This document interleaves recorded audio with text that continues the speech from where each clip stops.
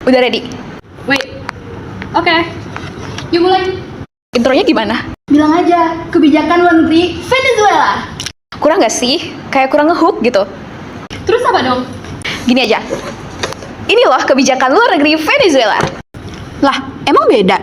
Ya nggak ada sih. Coba dong kalian gimana, kasih ide. Ada ide gua nih.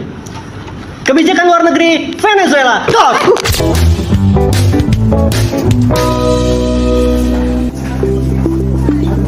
Kemenangan Nicolas Maduro pada Pilpres 2019 dianggap tidak sah oleh banyak negara. Amerika Serikat, Brazil, Kolombia, Chili, Peru, dan Argentina secara sentak tidak mengakui Maduro sebagai presiden Venezuela. AS yang saat itu dipimpin oleh Donald Trump memberikan sanksi bagi perusahaan minyak milik negara Venezuela, yaitu PDVSA. Sanksi itu melarang perusahaan dan perorangan dari AS untuk membeli minyak dari PDVSA. Selain itu, aset-aset perusahaan di AS dibekukan. Ini memberikan pukulan terhadap perekonomian Venezuela yang pendapatannya sangat bergantung pada ekspor minyak, yang mana AS juga menjadi pasar utama minyak-minyak di Venezuela. Nah, demi kepentingan nasionalnya untuk bertahan hidup, Venezuela meramu kebijakan nasionalnya dan berlayar mendekati negara di bagian timur seperti Rusia, China, dan Iran. Kalau diperhatikan, keempat negara ini memiliki kesamaan, sama-sama anti barat. Selama kepemimpinannya dan saat legitimasinya diragukan, Maduro seringkali mengeluarkan pernyataan tentang ketidaksukaannya pada pengaruh imperialis Amerika Serikat dari Venezuela. Hal ini tidak terlepas dari dirinya yang dekat dengan Hugo Chavez, presiden Venezuela sebelumnya. Pada masa ini, Venezuela sedang berada di fase defensif.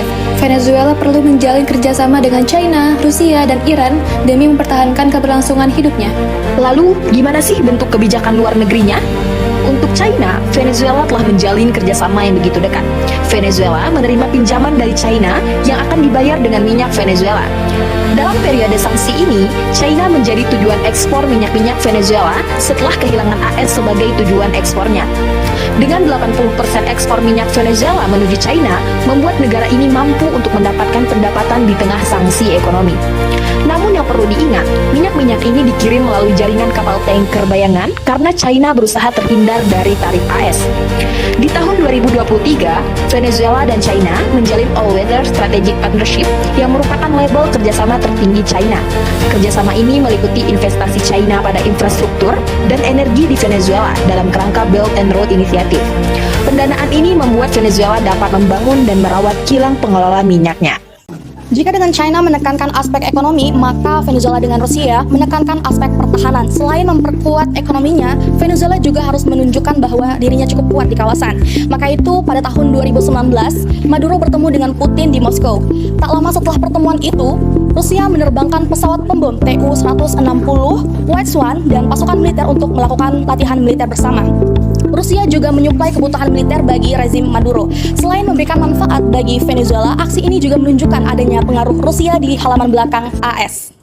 Di ranah organisasi internasional, China dan Rusia sebagai pemilik hak veto telah berkali-kali membatalkan resolusi yang menekankan Venezuela. Pada 2019, Rusia dan China memveto resolusi Amerika Serikat yang menuntut pemilu ulang yang adil.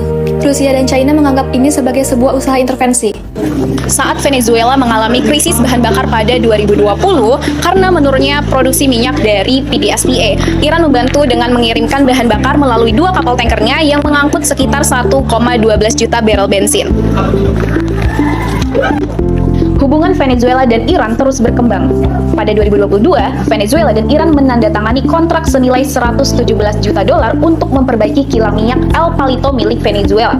Hubungan Venezuela dan Iran dapat dilihat sebagai solidaritas ideologis bagi negara-negara yang terkena sanksi oleh Amerika Serikat. Perjalanan Maduro menakodai Venezuela di tengah samudera internasional pada akhirnya menemukan akhirnya. Ironisnya, perjalanan ini diakhiri oleh pihak yang memulai segalanya, yaitu Amerika Serikat di bawah kekuasaan Trump. Sebagai menyelesaikan tugas yang tersisa di awal periode, Trump melancarkan operasi militernya untuk menangkap Maduro. Operasi militer pada 3 Januari 2026 itu menandai akhir dari kebijakan politik luar negeri Venezuela di bawah Maduro. Semua yang dibangun dalam waktu lebih dari 6 tahun runtuh dalam satu malam.